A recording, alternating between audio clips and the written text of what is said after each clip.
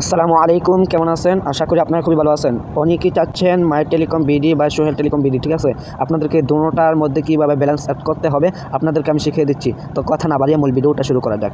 প্রথমে আপনার স্মার্টফোনে চলে যাবেন। স্মার্টফোনে চলে যাওয়ার পরে এখানে মাই টেলিকম বিডি আপনাদেরকে আমি দুটোটাকে শিখিয়ে দেবো, ঠিক আছে?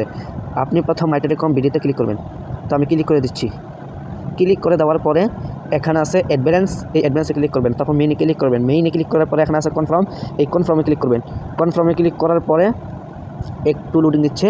তারপর যদি আপনার পার্সোনাল বিকাশ বা পার্সোনাল নগদ বা পার্সোনাল উপায় বা ব্যাংক, ঠিক আছে, এখানে ক্লিক করে দেবেন। তো আমার পার্সোনাল বিকাশটা আমি এখানে ক্লিক করে দিচ্ছি।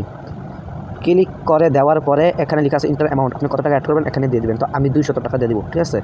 তো আমি এখানে ক্লিক করে দিচ্ছি। 200 টাকা দিয়ে তারপর নেক্সট আছে, নেক্সটে ক্লিক করবেন। নেক্সটে ক্লিক করার পরে তারপরে নিচের দিকে আসবেন।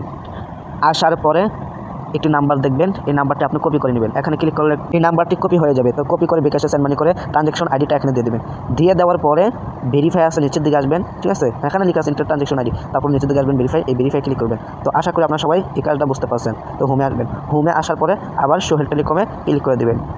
ক্লিক করে দেওয়ার পরে, ঠিক আছে, তারপরে উপরে আসবেন। উপরে আসার পরে এখানে ক্রস আইকন দেখতেছেন যে, এই ক্রস আইকনটাতে ক্লিক করবেন। তারপরে ক্রস নিচের দিকে আসবেন। আসার পরে এখানে হোম আছে, এই হোমে ক্লিক করবেন।